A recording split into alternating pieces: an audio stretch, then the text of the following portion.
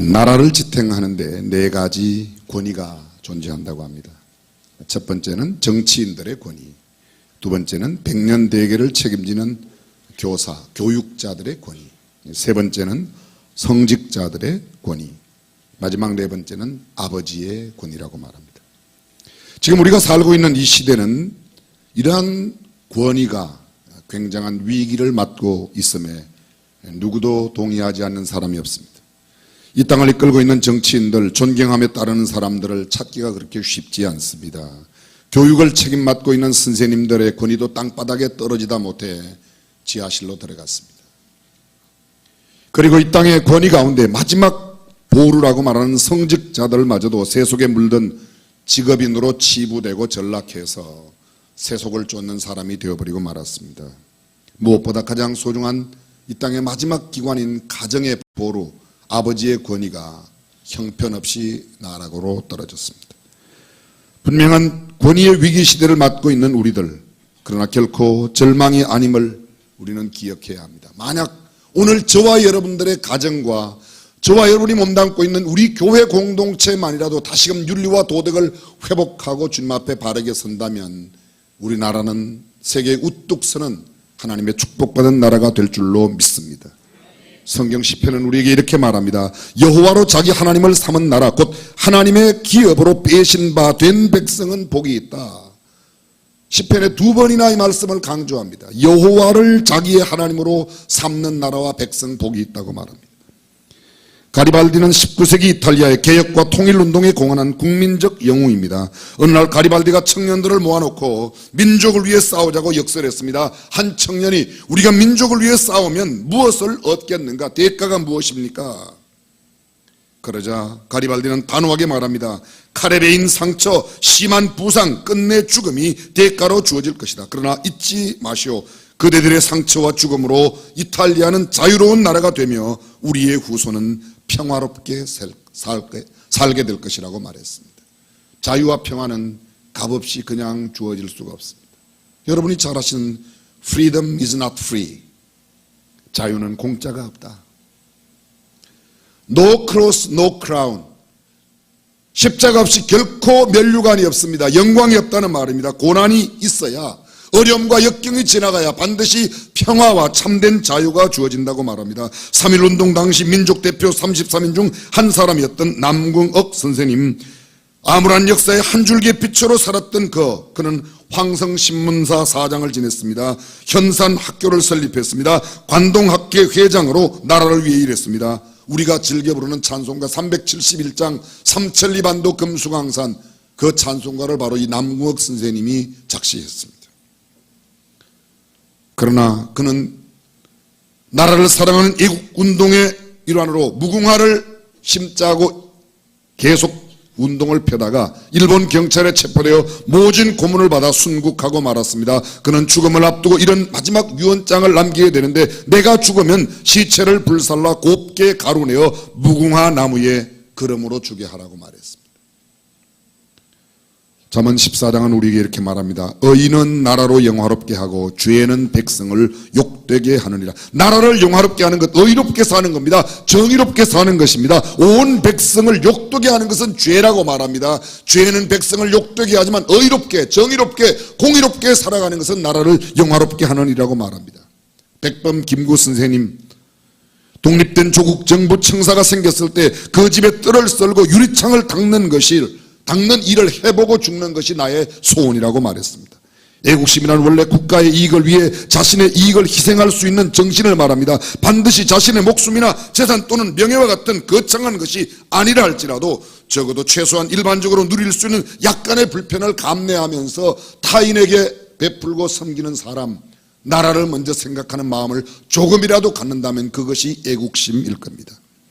어느 몹시 추운 겨울날 새벽, 골목 한쪽에서 이상한 소리가 들려왔습니다. 마침 새벽 기도회를 마치고 돌아가던 목사님이 가던 길을 멈추고 소리나는 곳으로 가보았더니 공중 화장실이었습니다. 안에 들어갔더니 공중 화장실 안, 어두컴컴한 화장실 안에 누군가가 도끼로 화장실 바닥을 탁탁 쪼고 있는 겁니다.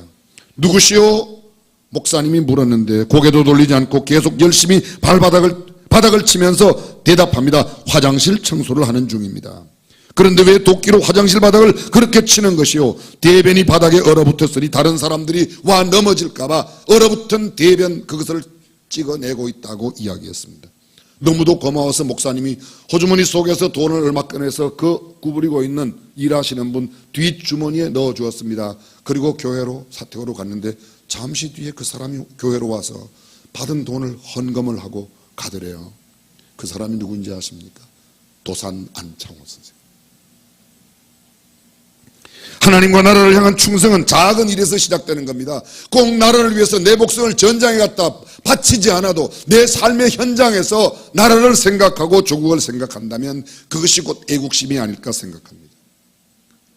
조금 전 목회 기도를 인도하셨던 백경선 목사님, 내 손톱이 빠져나가고 내 귀와 코가 잘리고 내 손과 다리가 부러져도 그 고통은 이길 수 있사오나 나라를 잃어버린 고통만은 견딜 수가 없습니다. 나라에 바칠 목숨이 오직 하나밖에 없다는 것이 이 소녀의 유일한 슬픔이라고 유관순 열사는 옥중에서 보내는 편지 일기 가운데 이렇게 쓰고 있습니다.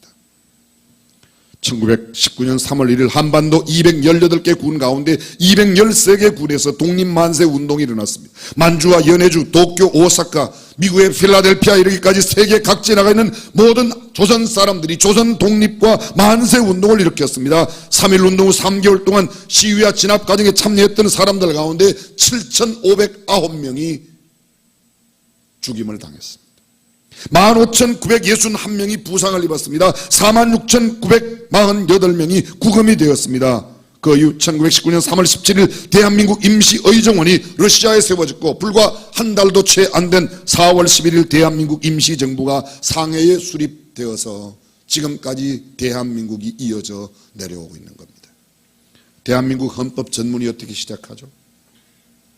유구한 역사와 전통에 빛나는 우리 대한민국은 3.1 운동으로 건립된 대한민국 임시정부의 법통과 불의에 한가한 4.19 민주 이념을 계승하고 대한민국의 기초를 어디에 두고 있는가? 3.1 운동으로 건립된 대한민국 임시정부의 법통에 기하고 불의에 한가한 4.19 민주 이념을 계승하는 것에 우리의 헌법의 기초를 두고 있습니다. 대한민국은 불의를 타파하고 공의의 입장에서 정의를 위해서 이 3.1 저항운동에 3.1 독립운동의 법통을 그대로 계승하고 있다고 이야기하고 있습니다.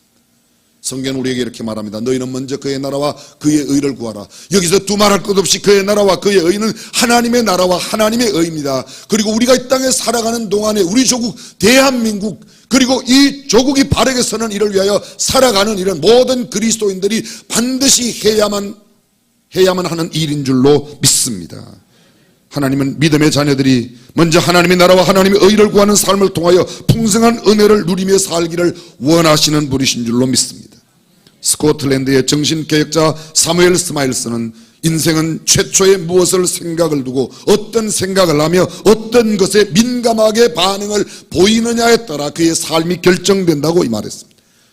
그는 말하기를 생각은 행동을 결정하고 행동은 습관으로 발전하고 습관은 인격을 형성하게 되고 인격은 결국 인생을 좌우하게 된다. 사람은 저마다 관심을 가지고 있고 민감하게 반응하는 것에 따라서 그의 삶을 만들어가는 겁니다.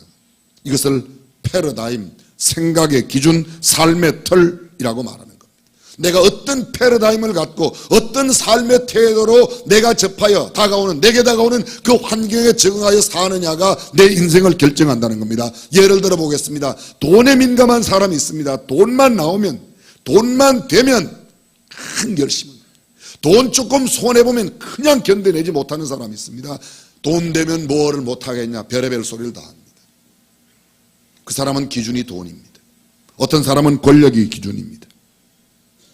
여러 가지 이 땅에 명예와 부를 추구하는 사람, 물질을 추구하는 사람, 학문을 가치로 두는 사람, 수많은 가치 기준을 갖고 있습니다. 일반적으로 이 기준, 가치라고 말하는 것 이미도 여러 번 말씀드렸지만 낮은 가치와 높은 가치가 있습니다. 낮은 가치가 뭐죠? 고 목사 묻지 말고 네가 빨리 이야기해라. 내가 많이 가지면 남들은 가지지 못하거나 남에게 피해를 주는 것 무엇입니까? 권력, 명예, 돈. 내가 많이 가지면 남들은, 이 세상의 재화는 제한되어 있습니다. 제한된 재화를 나만 많이 가지면 다른 사람은 적게 가집니다. 그래서 남들에게는 피해가 되는 겁니다. 반면에 높은 가치는 내가 많이 가지면 가질수록 남에게 덕이 되고 남에게 유익이 되는 것. 어떤 것이 있습니까? 사랑하는 마음, 이해하는 마음, 용서, 충성, 온유, 겸손, 용기, 섬김, 나눔, 베품, 이런 것들은 내가 많이 가지는 마음인데, 내가 용기와 겸손과 섬김과 충성, 이해하는 마음, 사랑하는 마음을 내가 많이 가지면 다른 사람들에게 유익을 주는 겁니다. 적어도 기독교적인 가치관을 갖고 살아가는 저와 여러분들은 높은 가치를 갖고 살아야 될 줄로 믿습니다. 예수 그리스도로 말미암아 구원받은 하나님의 자녀들은 낮은 가치, 세상에 두고 갈 것, 없어질 것, 썩어질 것, 유한한 것을 위하여 살지 말고 영원한 것을 위하여 살아야 될 줄로 믿습니다. 돈, 권력, 명예 다 끝나는 겁니다. 부귀, 물질, 지위, 명성, 세계의 모든 재화는 다 끝나는 것. 그러나 하나님 나라의 소망을 두고 살아가는 사람들은 하나님 앞에 큰 영광을 얻으며 복을 누리게 될 줄로 믿습니다. 오늘 성경 본문 요한복음 19장은 18장과 더불어 예수님의 마지막 심판, 재판받는 과정과 십자가의 죽으심의 장면을 자세하게 설명하고 있습니다. 그 장면에 보게 되면 예수님을 중심으로 하여 예수님 주변에 수많은 종류의 사람들이 있습니다. 근데 이 많은 사람들과 예수님이 가지고 계시는 가치관이 아주 극명한 대조를 이루고 있습니다. 먼저 18장 1절 이하에 보게 되면 예수님께서는 제자들과 함께 기드론 시내 저편으로 나아가셔서 동산에서 제자들과 함께 기도하시게 됩니다. 그것이 바로 겟세마네 동산, 감람산이라고 말합니다. 올리브 동산이라고 말합니다. 예수님은 제자들을 데리고 이 기드론 시내 건너편 겟세마네 동산에서 마지막 밤을 기도로 보내십니다. 십자가에 달리시기 전 기도하며 그 시간을 보내고 계십니다. 그런데 이 예수님 주변에 있는 사람들은 예수님과 함께하는 사람이 별로 없었습니다. 함께 갔던 제자들은 피곤해 지쳐 잠에 빠졌고, 그리고 예수님께 가장 신임받아 돈꾀를 맡았던 유다는 이미 예수님을 팔아버릴 생각으로 은 30을 받고 백성의 제사장들과 서기관 바리새인, 특별히 로마의 군대와 함께, 유대 군대와 함께 예수님을 잡으려고 그곳에 왔습니다. 가룟 유다를 생각해 보십시오. 가룟 유다의 기준은 뭡니까? 자기의 서성도 팔아 돈을 챙기겠다. 어쩌면 가룟 유다는 이렇게 생각했을는지 모릅니다. 그렇게 기적을 많이 베풀고 이적을 베풀인 예수님께서 내가 판다고 설마 죽임을 당하시겠냐? 나는 돈을 챙기고 예수님은 유유자적히 그 죽음의 장소에서 빠져나오시겠지. 그게 유다의 계산이었을 겁니다. 근데 그건 유다의 계산만으로 끝났습니다. 유다의 기준은 돈에 민감했습니다. 받을 돈을 생각했습니다. 그의 마음은 그것에 사로잡혔습니다. 예수님께는 별 관심이 없었습니다. 그래서 군대와 함께 약속했습니다. 로마의 병정들과 함께 군호를 짰습니다. 대제사장들과 바리새인들에게 얻은 하속들을 데리고 예수님을 잡기 위하여 기도의 동산 겟세마네에 그는 찾아왔습니다. 검과 몽치를 들고 그 밤을 밝히는 등불과 횃불을 들고 찾아왔습니다. 정작 그들의 마음을 밝힐 지혜와 믿음에 대해서는 준비가 없습니다. 어둠을 밝히는 횃불과 등불은 있었지만 점점 더 어두워져가는 그들의 마음과 영혼을 밝힐 등불은 그에게 없었던 것입니다. 손에는 무기를 들고 있었습니다. 자신을 공격해오는 사람을 물리칠 수 있는, 그리고 자신의 뜻을 이루기 위하여 예수를 잡는 데 필요한 검과 몽치는 준비하였지만 내 마음을 부패하게 만들고 내 마음을 앗아가는 마귀를 물리칠 수 있는 검과 몽치는 준비되어 있지 않았던 겁니다. 그렇게 다가오는 유다와 그 무리들에게 예수님께서 너희가 누구를 찾느냐고 물으십니다. 그 모든 사람들이 그때 물러나가 고꾸라졌습니다. 예수님께서 그 당시 고꾸라진 그 사람들 앞에 휘파람을 불며 그냥 유유히 사라질 수 있었을 겁니다. 근데 주님 그렇게 하지 않았습니다. 너희가 누구를 찾느냐? 나사렛 예수를 찾습니다. 그래, 나사렛 예수를 찾는다고? 내가 바로 그다.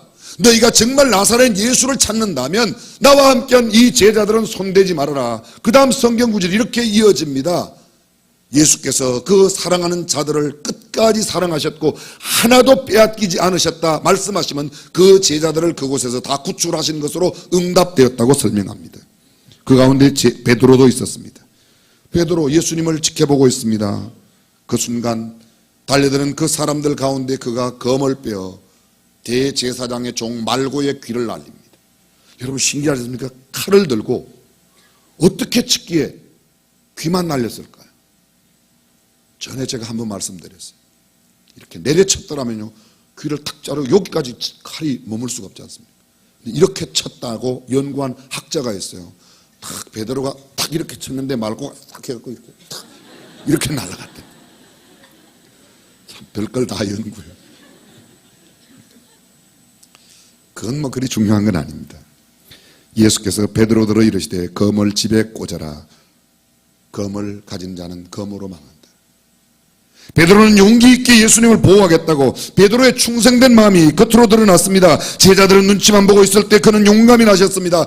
결단력을 가지고 나셨습니다. 내가 이 검으로 예수님을 지키겠다고 그는 어쩌면 생명을 걸고 그렇게 했을 겁니다. 그런데 예수님은 베드로를 칭찬하기는커녕 검을 집에 꽂아라. 검을 가진 자는 다 검으로 망한다고 말하고 있습니다. 예수님은 그에게 자신의 생각을 넘어 하나님의 뜻을 생각하고 그것에 충성하고 순종해야 될 것을 말씀하십니다. 우리는 때때로 자기에 의해 사로잡힐 때가 많이 있습니다. 이렇게 하는 일이 하나님을 위한 일이라고, 이렇게 하는 일이 예수님을 보호하는 일이라고 다시 한번 물어야 합니다. 이것이 정말 주님의 뜻을 이루는 일이고 주님께 유익하게 되는 일인가를 물어야 하는 겁니다. 바울은 고백합니다. 나의 달려갈 길과 주 예수께 받은 사명 곧 하나님의 은혜의 복음 증거하는 일을 마치려 하면은 나의 생명을 조금도 귀한 것으로 여기지 아니하노라. 복음을 위하여, 은혜의 복음 증거하는 그 일을 위하여 생명을 초계같이 버릴 수 있는 것, 그것이 그의 사명이라고, 그것이 그의 삶의 가치관이 되어 있습니다. 마가복음 14장 36절에 예수님은 이렇게 기도하십니다. 아바 아버지, 아버지께는 모든 것이 가능하오니 이 잔을 내게서 옮기시옵소서. 그러나 나의 원대로 마옵시고 아버지의 원대로 하옵소서.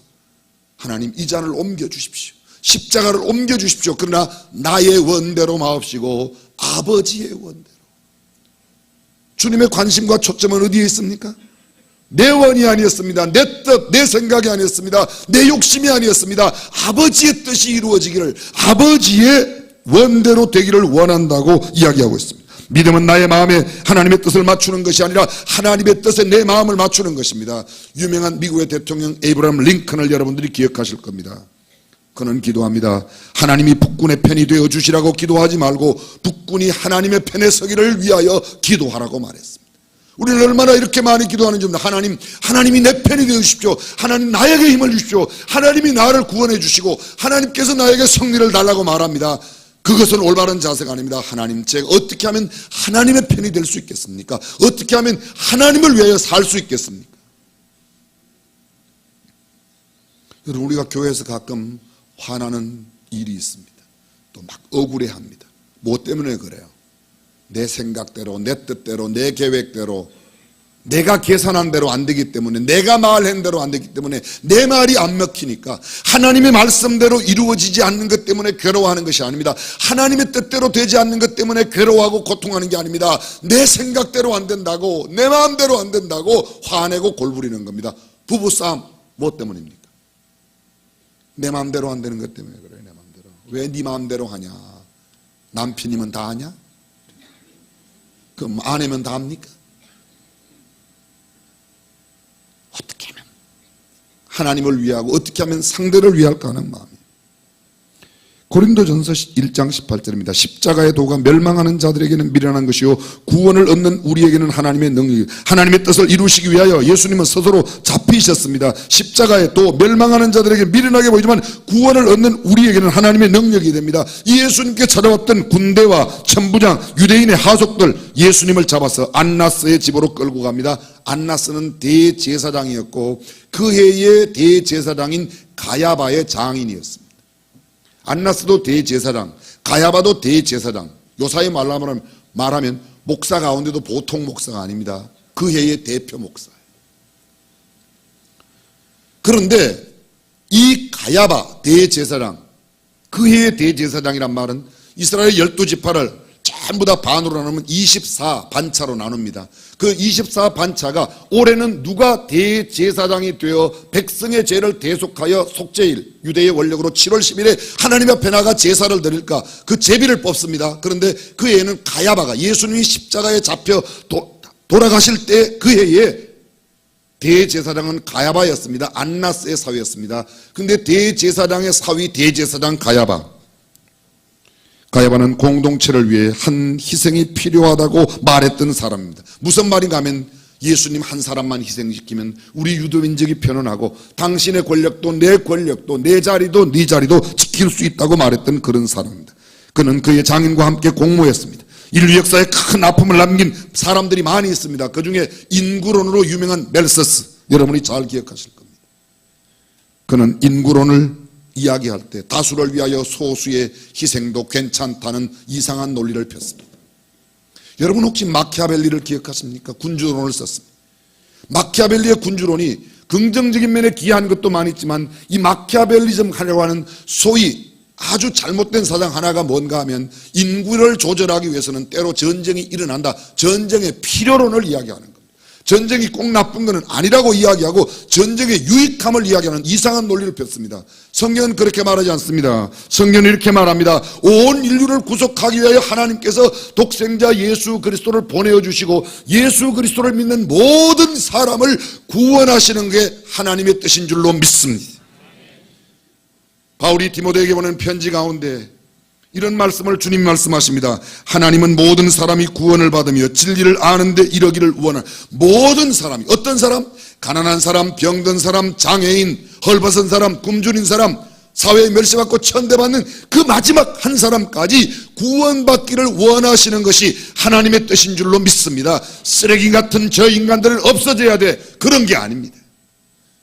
멜서스의 인구론과 마키아벨리의 군주론은 때로 엄청난 인간의 비극을 만들어내는 일에도 기여를 했다는 것을 우리는 알아야 됩니다.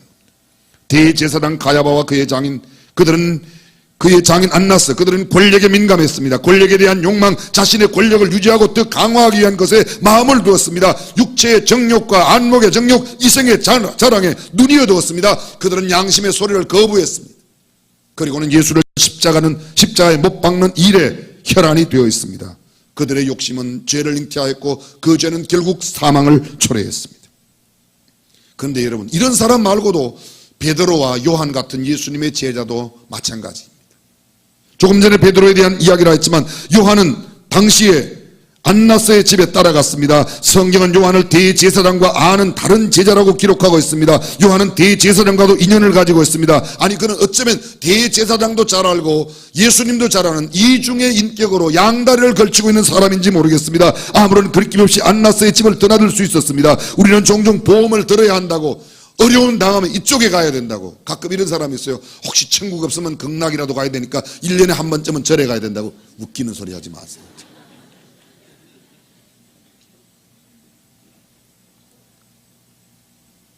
사람들은 성경은 그렇게 말하지만 삶은 다르다고, 현실은 다르다고 그렇게 말합니다. 그렇지 않습니다. 사랑하는 여러분, 어떤 경우에라도 어떤 상황에라도 오직 하나님의 말씀만 진리인 줄로 믿습니다. 한 사람이 두 주인을 섬길 수 없다. 성경은 이렇게 말합니다. 혹 이를 중히 여기거나 혹 이를 경히 여기고, 한 사람이 물질과 하나님을 겸하여 섬길 수 없다. 재물과 하나님을 겸하여 섬길 수 없다. 이 예수님의 가르치며, 재물을 추구하는 사람, 물질의 가치를 두고 있는 사람은 하나님을 제대로 섬길 수가 없습니다. 야곱은 우리에게 이렇게 말합니다. 하나님을 가까이 하라. 그리하면 너희를 가까이 하시리라. 죄인들아 손을 깨끗이 하라. 두 마음을 품은 자들아 마음을 성결케 하라. 손을 깨끗이 하라. 열심히 가서 수도가에 가서 손 씻는 게 아닙니다. 우리의 손이 검해야 될 일을 검하고 잡지 말아야 될 것을 잡지 않는 것입니다. 복 있는 사람의 특징이 무엇입니까? 앉아야 할 자리와 서야 할 자리가 구분되어 있습니다. 근데 본문에 나오는 베드로, 누가복음에 보게 되면 예수님을 멀찍이 따라갔습니다. 추운 그 밤에 몸을 녹이고자 사람들이 불을 피우고 있는 곳에, 그곳에 불을 쬐러 갔습니다.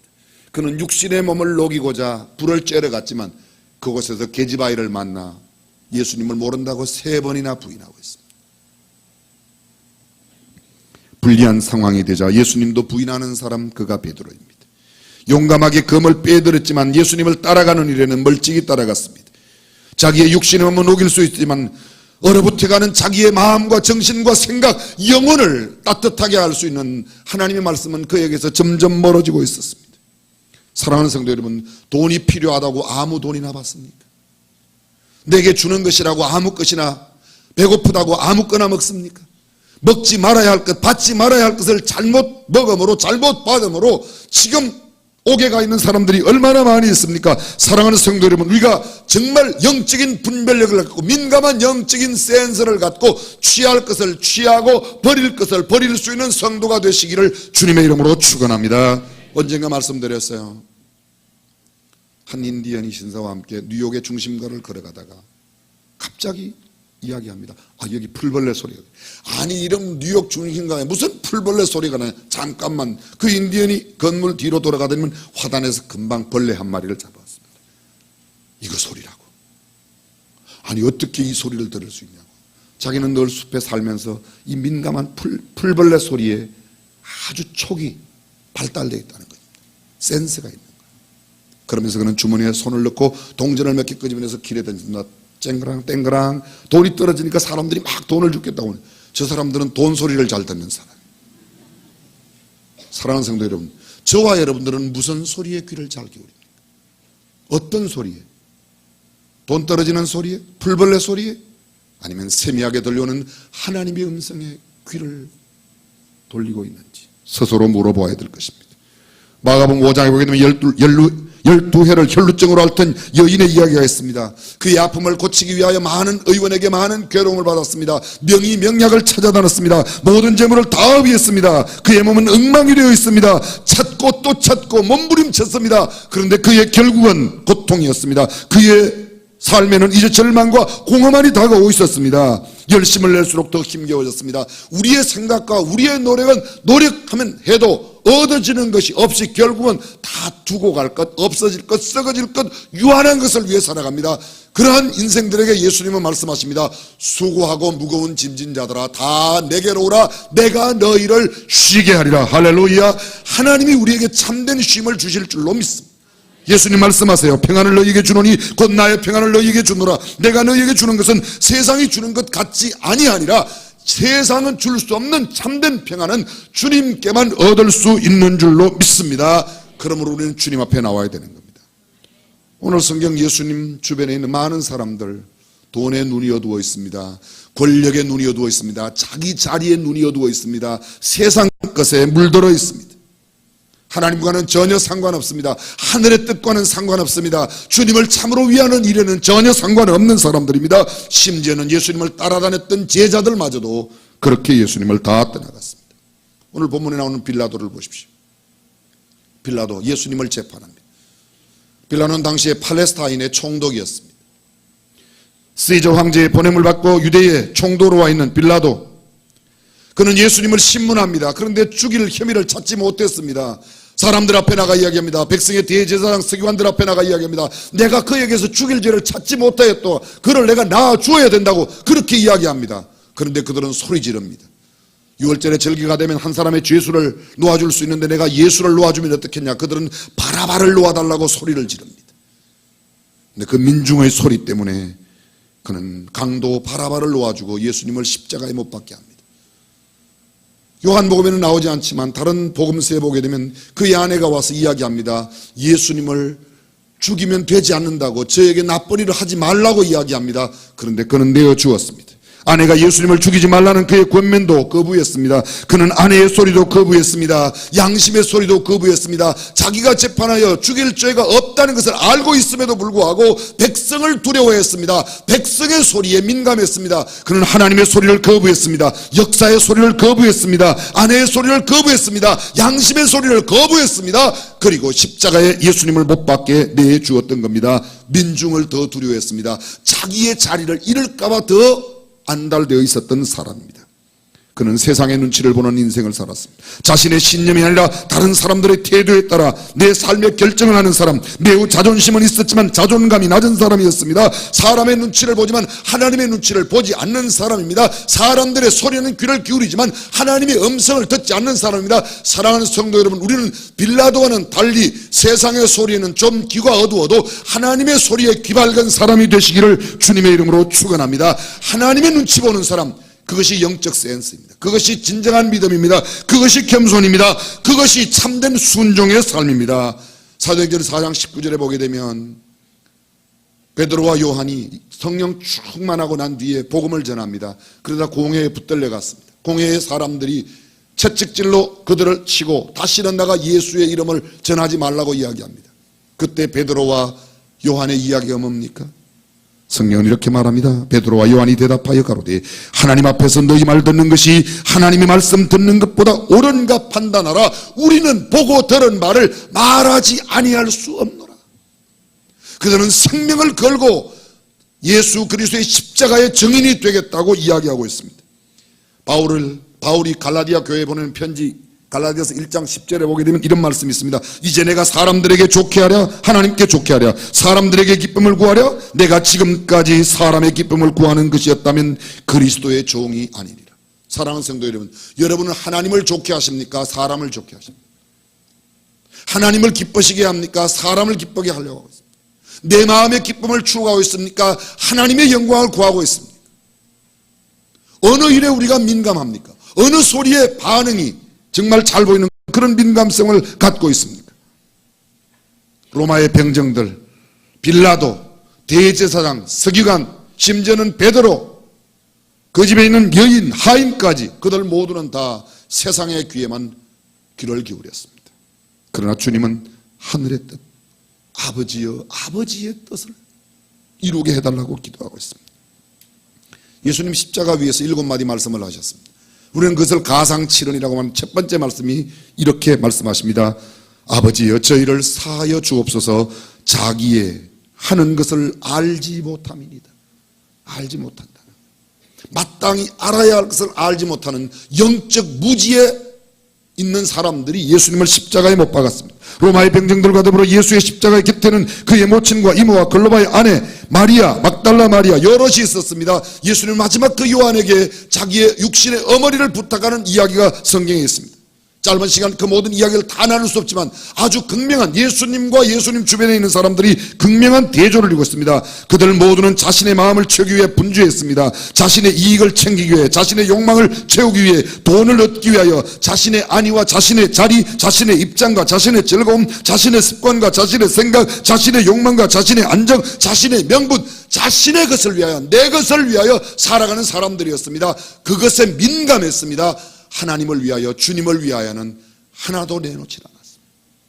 예수님은 내가 지금 죽을 것을 다 알고 있습니다. 십자가를 지시는 것 알고 있음에도 불구하고 나의 원대로 마옵시고 아버지의 원대로 되기를 원하고 있습니다. 하나님의 뜻을 생각하는 사람이 그들 가운데는 아무도 없었습니다. 마음속에 그들은 하나님이 없었습니다. 하나님의 영광이 없었습니다. 오직 자신의 욕망으로 가득했습니다. 자신의 이기심으로 채워져 있었습니다. 자신의 가치관으로 내 것만 찾고 있었습니다. 그러나 예수님은 그 모든 장면을 바라보십니다. 부인하는 베드로도 바라보았습니다. 쓰러져 잠든 제자들을 보셨습니다. 자신을 팔기 위해 찾아온 유다도 주님은 보셨습니다. 온 군대와 대제사장 바리새인 하석도를 보셨습니다. 예수님은 대제사장 가야바도 보셨고 안나스도 만났습니다. 당대의 최고의 권력의 자리에 있는 빌라도도 바라보았습니다. 그를 부추기고 압력을 가하는 무지한 군중과 선동하는 많은 무리들을 바라보았습니다. 그들 가운데 그 어떤 이도 하나님의 뜻을 구하는 이가 하나도 없습니다. 그들에게는 영적인 센서가 없는 무감각한 사람들이었습니다. 그러나 예수님은 달랐습니다. 그 어려운 순간에도 자신이 어떠한 죽음으로 죽을 것을 다 알고 계셨음에도 그는 하나님의 뜻을 구하는 일에만 그의 온 마음과 정성을 기울이고 있었습니다. 성경은 우리에게 이렇게 말합니다. 너희는 먼저 그의 나라와 그의 의를 구하라. 사랑하는 성도 여러분, 저와 여러분들이 하나님의 의를 구하고 하나님의 나라를 구하고 하나님의 뜻을 구하는 일에 민감한 센서를 가지고 살아가는 사람이 되시기를 주님의 이름으로 축원합니다. 내 마음을 다하고 목숨을 다하고 뜻을 다하여 하나님을 사랑하는 일에 우리의 마음과 뜻을 모아야 할 것입니다. 세상에 유한한 것, 없어질 것, 가지고 가지 못할 것을 위하여 사는 어리석은 우를 범치 않고 영적으로 민감한 센서, 영적으로 민감한 촉을 갖고 살아가는 우리 모두가 되시기를 주님의 이름으로 간절히 축원합니다. 기도하겠습니다.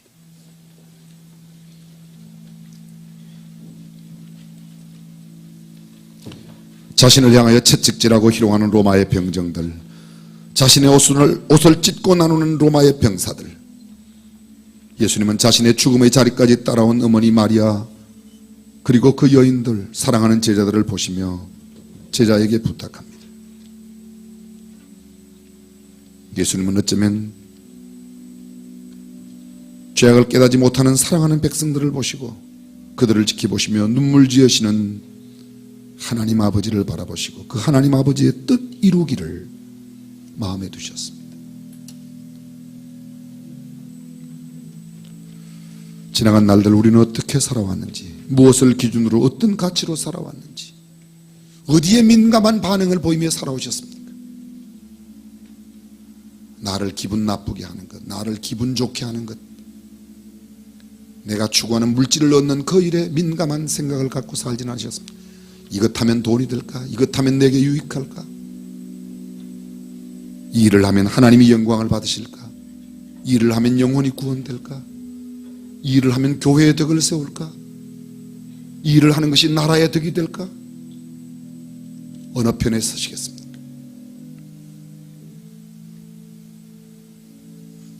전능하신 우리 하나님 아버지, 너무도 이기적으로 살았음을 주님 앞에 고백합니다. 내 생각, 내 욕망만 채우며 살아왔습니다. 나밖에 몰랐습니다. 이제 하나님의 뜻이 우리의 최고의 갈망이 되게 하여 주옵소서. 하나님의 음성에 민감한 영적 센스의 사람이 되게 하여 주시옵소서. 우리 주님 예수님의 이름으로 기도드립니다.